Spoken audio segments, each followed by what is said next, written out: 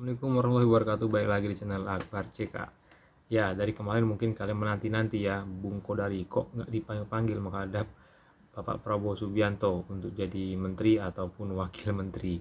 Nah, di sini Bung Kodari akan menjawab ya, sekaligus menjawab tudingan kaum 25%, tudingan anak abah, yang mana tudingannya ialah di kabinet Bapak Prabowo Subianto itu banyak orang Jokowi, dan juga ya menyatakan Jokowi kabinet Jokowi jilid 3. Ya, berlama-lama langsung aja kita saksikan jawaban dari Mr. Q, Bung Kodari. Kok nggak dipanggil, saya jadi bingung juga. Saya nggak mungkin tanya Pak Prabowo malam ini kan. Maka saya tanya kepada Kodari aja, apa ada deal tertentu? Nggak usah dipanggil, tapi kursinya udah jelas. Silakan, Bu Kodari. Saya buka dengan pantun aja, Bang Karni. Yang dipanggil belum tentu jadi, yang tidak dipanggil belum tentu tidak jadi. Lalu pantunnya mana, Bang? Itu pantun politik jadi begitu. Bukan pantun sastra. Kalau di Hambalang bisa. Kalau pantun sastra biar Menteri Kebudayaan Fadlizon nanti yang bikin. Kalau Fadlizon bikin pantun pasti bagus. Kalau saya yang bikin memang kurang bagus. Makasih Bang Karni. Suatu kebanggaan menjadi bagian dari kampus ALC ya. Di sini ketemu banyak teman, di sini dapat banyak ilmu, dan di tempat ini juga ya teman-teman kita kan mendapatkan jalannya ya menuju kabinet insya Allah tanggal 21 Oktober yang akan datang kalau jadi sesuai dengan jadwal untuk dilantik. Kalau saya biasanya kembali kepada judul ya. Tapi sebelum kembali kepada judul, saya mau komentar sedikit mengenai Bang Karni. Saya lihat Bang Karni hari ini kacamatanya baru ya. Udah lama juga, 3 minggu. Ya, tapi ganteng Bang, awet muda ya. Thank you. Kayaknya Bang juga kalau pakai jas warna krem juga awet muda juga itu Bang. Lain, jadi lebih baik pakai jas warna krem dan... Mana tiba-tiba dipanggil juga besok? Nah, itu dia. Itu dia. Udah ketuaan. Berarti wamen juga itu nanti ya. Saya kembali kepada judul aja. Pertama soal kabinet gemoy. Mungkin diluruskan dulu. Gemoy itu agak salah kaprah diasosiasikan dengan gemuk. Sebetulnya gemoy itu bukan, asal katanya itu bukan gemuk. Itu kata selengean atau kata kontemporer untuk kata gemas. Gemes lah. Menggemaskan. Menggemaskan ya, atau lucu. Jadi bukan gemuk sebetulnya. Walaupun saya paham juga istilah gemuk ini disematkan kepada kabinetnya Pak Prabowo karena jumlah kementeriannya yang lebih banyak dibandingkan dengan sebelumnya. Kita belum tahu pasti berapa jumlah kementerian yang akan dibuat, apakah 44, apakah 45, apakah 46. Dan kita juga sebetulnya harus agak hati-hati dalam memberikan komentar pada hari ini termasuk saya. Karena sesungguhnya kita itu belum tahu persis berapa posnya, nomenklaturnya apa saja dan siapa yang akan menempati pos itu. Walaupun sekitar 80% kita bisa membaca lah ya, bisa menebak. Kalaupun bukan membaca ya minimal menebak lah. Masing-masing orang dan pos-posnya. Tetapi sebetulnya harus ditunda dulu penilaian yang 100% itu. Nah, kabinetnya memang banyak menterinya. Saya kira yang perlu diberikan perspektif di sana kan karena ada pro dan kontra. Yang kontra itu biasanya mengatakan ini pasti biayanya akan besar. Ya, secara logika menurut saya itu ya logis aja. Misalnya rumah dinas tadi udah dibahas oleh Bang Hensat, rumah dinasnya nanti akan tambah. Tapi kalau soal kemudian jadi macet menurut saya itu jelas lebay ya itu. Harus dijawab juga itu. Jelas lebay itu. Pertama, rumah dinas tuh sekarang ada 2 tempatnya. Pertama di Widya Chandra, yang kedua di Denpasar. Jumlah rumah dinas di situ tuh udah fix tuh.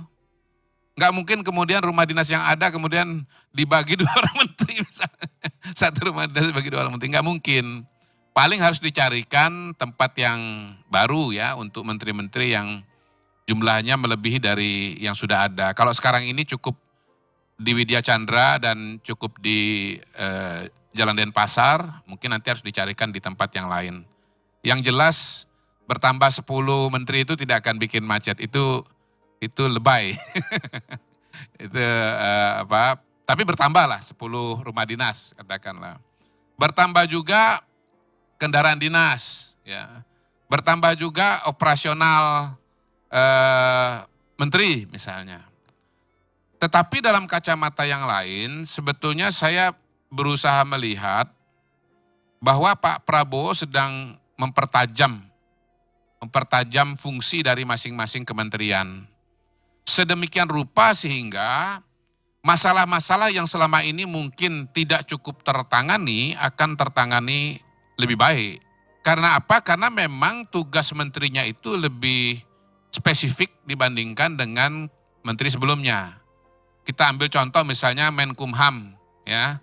Ada kemungkinan akan dipecah menjadi 3 kementerian. 1 Menteri Hukum, 2 Menteri Imigrasi dan Pemasyarakatan, garis miring LP, yang 3 Menteri HAM ya, hak asasi manusia.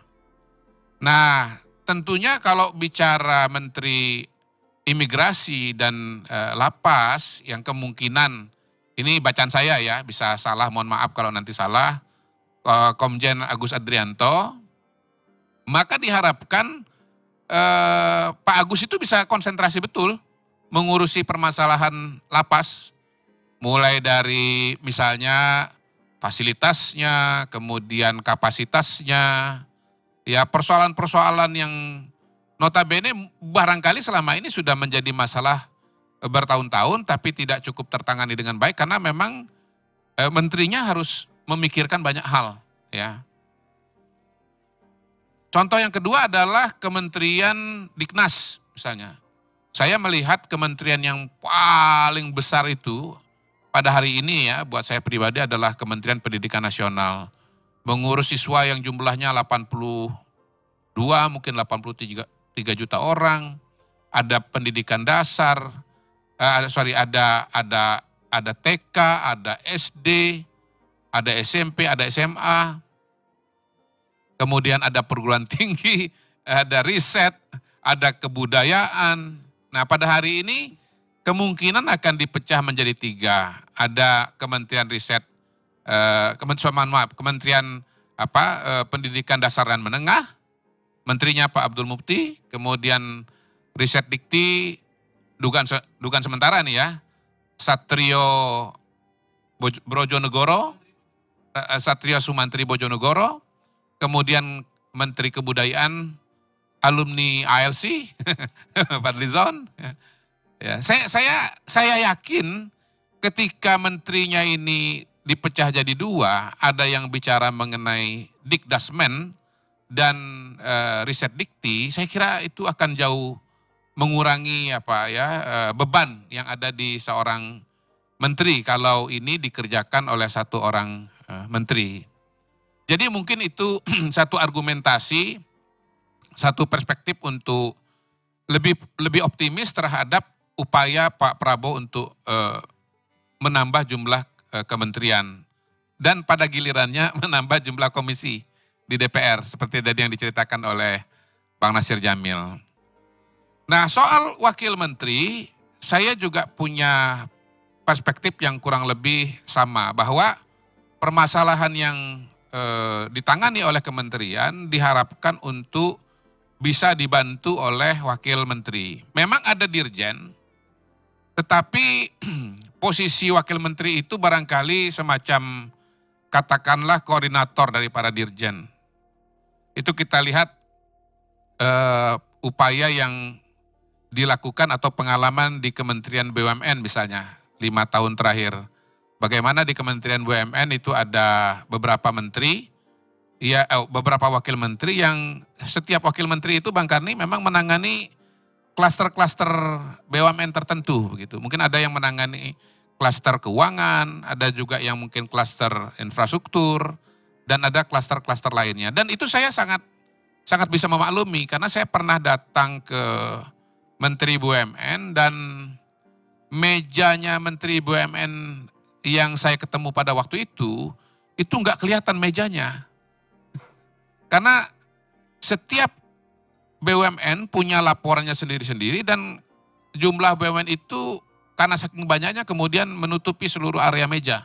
Jadi mejanya kelihatan tuh Bang. Nah, bayangkan bahwa sekian banyak laporan itu kemudian didistribusikan kepada 2 atau 3 menteri. Saya yakin itu jelas sangat membantu menteri yang bersangkutan untuk bisa melakukan orkestrasi atau manajemen yang lebih baik bagi menteri yang bersangkutan. Nah, kemarin juga kita lihat ada wakil menteri bertambah 1, dari sebelumnya 2, ada Suhasil, kemudian ada Thomas Jiwandono, lalu kemudian kemarin ada juga satu lagi Anggito Abimanyu. Ya, saya nggak bisa terlalu jelaskan karena saya belum pernah datang ke ruangannya Menteri Keuangan dan lihat mejanya. Tetapi poinnya adalah bahwa banyaknya jumlah kementerian itu dimaksudkan sebagai upaya penajaman dalam menangani masalah.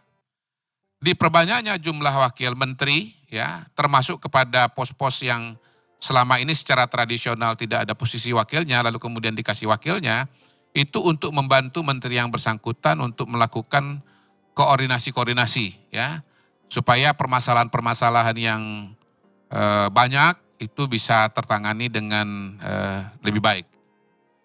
Di luar itu saya juga melihat bahwa memang Pak Prabowo punya kepercayaan yang sangat kuat kepada gotong royong dan ideologi persatuan kesatuan Bang Karni.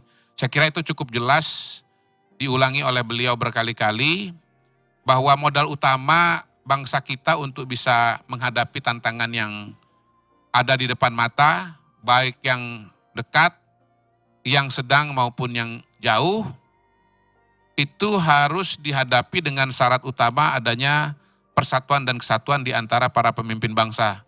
Saya melihat itu sesuatu yang sangat mendarah daging di Pak Prabowo. Dan manifestasinya adalah beliau melibatkan sebanyak mungkin kekuatan-kekuatan sosial politik yang ada di negara ini. Partai politik, ya, boleh dibilang semuanya diberikan ruang, diberikan kesempatan. Termasuk partai politik yang tidak mendapatkan kursi di parlemen. Ya, ikut berjuang juga. Contoh nih ya, misalnya wakil menteri kita lihat kemarin dari Gelora. Ya, ada Anies Mata, ada Fahri Hamzah. Saya baca bahwa Anies Mata akan menjadi wakil menteri luar negeri yang konsentrasinya itu untuk masalah-masalah dunia Islam dan Timur Tengah. Saya yakin itu sangat membantu karena Pak Anies memang setahu saya punya relasi yang sangat kuat, sangat baik di kawasan Timur Tengah. Kemampuan komunikasinya dalam bahasa Arab juga sangat fasih. Ya, kemudian kita tahu bahwa pada hari ini permasalahan-permasalahan konflik internasional banyak di wilayah Timur Tengah, dan kalau Indonesia mau memainkan peran yang signifikan di kawasan itu, maka ya harus ada orang yang memang punya akses dan punya kemampuan yang baik untuk berbicara tentang masalah-masalah Timur Tengah. Lalu Fahri Hamzah, ya, kebetulan tadi saya baca berita sudah dikonfirmasi secara jelas Bang Karni oleh Pak Hasim bahwa Fahri Hamzah akan menjadi wakil Menteri Perumahan, mendampingi Marwarar Sirait sebagai Menteri Perumahan. Dan saya kira ini salah satu kementerian yang paling berat. Kenapa? Karena targetnya bisa mendirikan 3 juta rumah per tahun. Dikalikan 5, berapa itu? 15 juta rumah selama 5 tahun. Tentu itu suatu pekerjaan yang sangat-sangat luar biasa, dan karena itulah kemudian kebutuhan terhadap seorang wakil menteri menurut saya suatu yang sangat-sangat wajar. Jadi ini kombinasi antara sebuah strategi manajerial, ya, suatu pendekatan baru dari Pak Prabowo, bahwa masalah-masalah ini akan lebih baik ditangani kalau kemudian skupnya diperkecil, ya, menterinya diperbanyak, dan masing-masing menteri itu bertanggung jawab terhadap skup persoalan yang lebih kecil, dan itu membuat dia menjadi lebih efektif dan diharapkan lebih efisien. Yang kedua, berbarengan juga dengan belief system seorang Prabowo Subianto bahwa untuk menghadapi masalah-masalah bangsa diperlukan adanya persatuan dan kesatuan serta kebersamaan. Sebagai sebuah hipotesa atau sebuah strategi, ya, atau sebagai sebuah ikhtiar, tentu kita harus hargai.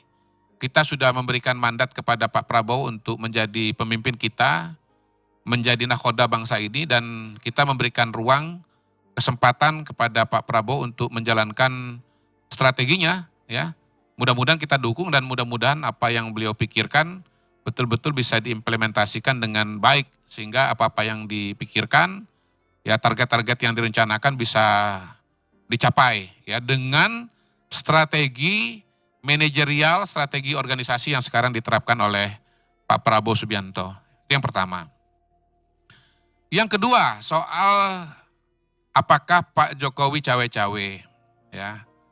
Saya menilai bahwa sebetulnya pertama tentu, ya, Pak Prabowo itu sebagai presiden punya hak prerogatif, dan pada titik itu kita harus mengatakan bahwa semua asumsi-asumsi mengenai campur tangan dan seterusnya itu harus berhenti. Karena apa? Udah jelas tegas ditulis dalam konstitusi kita bahwa menteri itu adalah wewenang presiden, prerogatif presiden.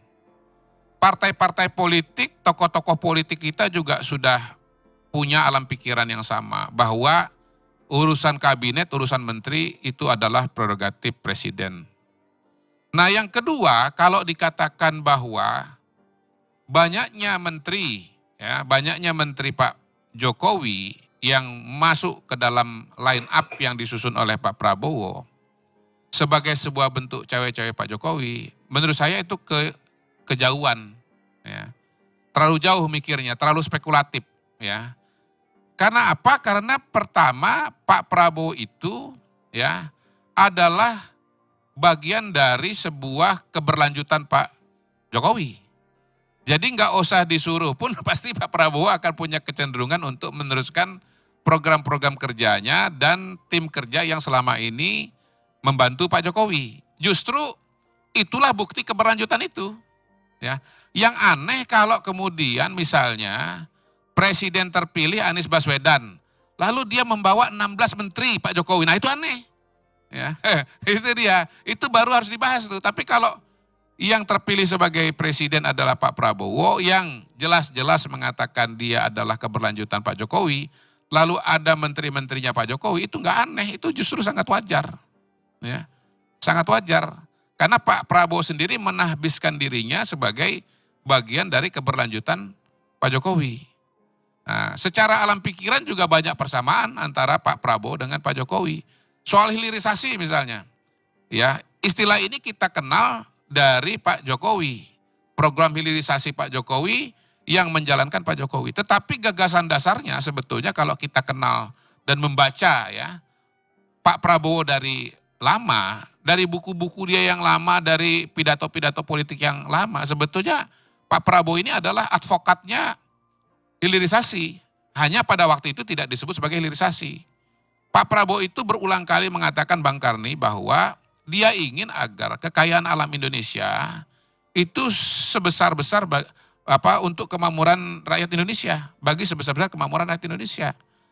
Nah, itu Pak Jokowi mengimplementasikan gagasan yang sudah digagas, yang sudah dipikirkan lama oleh Pak Prabowo, ya. Dan akhirnya ini menjadi salah satu titik temu antara Prabowo dengan Pak Jokowi.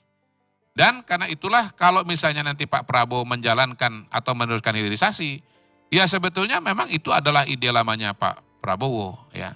Belum lagi kalau kita bicara soal ya kemandirian pangan, kemandirian energi, kemandirian kesehatan, itu justru adalah turunan atau operasionalisasi dari bacaan Pak Prabowo terhadap permasalahan yang dihadapi oleh bangsa dan negara ini, bahkan dihadapi oleh dunia. Kita sering mendengar Pak Prabowo belakangan ini mengatakan bahwa perang dunia ketiga itu adalah ancaman yang nyata. Nah, kalau ada perang dunia, apa konsekuensinya bagi Indonesia? Tentunya akan terjadi kelangkaan pangan. Ya kan? Kita udah merasakan tuh konflik antara Rusia dengan Ukraina menyebabkan perdagangan atau kiriman gandum ya kalau nggak salah ya dari Ukraina itu terganggu. Kalau misalnya nanti ada perang antara Israel dengan Iran misalnya, atau melibatkan negara-negara kawasan Timur Tengah lainnya, pasti akan berimplikasi kepada ketersediaan energi. Ya, kalau terjadi pandemi lagi, ya, kalau dulu pandemi itu terjadi 100 tahun sekali, 200 tahun sekali, tetapi di era modern ini pandemi bisa terjadi sewaktu-waktu. Ya, 2020 terjadi bukan mustahil 2025 bisa kejadian. Membutuhkan apa? Membutuhkan kemandirian kesehatan. Selama ini kita tergantung obat-obatan kepada India misalnya. Kita harus bisa menyuplai sendiri. Nah, itu semua adalah turunan-turunan dari kesadaran Pak Prabowo mengenai realita persoalan yang dihadapi oleh bangsa Indonesia gitu loh. Jadi jangan ditarik kejauhan bahwa ini agendanya Pak Jokowi yang dipaksakan atau diinstruksikan kepada Pak Prabowo. Jangan begitulah. Pak Prabowo ini tokoh besar, Pak Prabowo ini tokoh lama, ya kan? Beliau itu jenderal, beliau itu pendidikannya di luar negeri, ya. Beliau itu sudah mendirikan partai 2008, berkali-kali ikut pilpres, ya, ketua umum partai besar, ya. Enggak boleh kita itu seperti mendepresiasi atau mendiskon Pak Prabowo seolah-olah apa yang beliau kerjakan itu adalah produk atau dikte dari orang lain. Menurut saya itu agak keterlaluan itu Bang, agak keterlaluan. Ya. Nah, yang terakhir barangkali kalau misalnya Pak Prabowo itu mengajak menteri-menteri ya seperti Sri Mulyani, kemudian siapa lagi? Pak Budi Gunadi Sadikin, ya.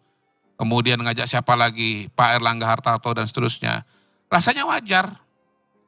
Karena apa? Karena beliau adalah bagian dari kabinet Pak Jokowi bersama dengan teman-temannya itu gitu. Jadi itu ibaratnya sama dengan ngajak teman-teman aja itu Bang. Gitu. Kalau kita kan sering lihat tuh ya di akademi militer misalnya.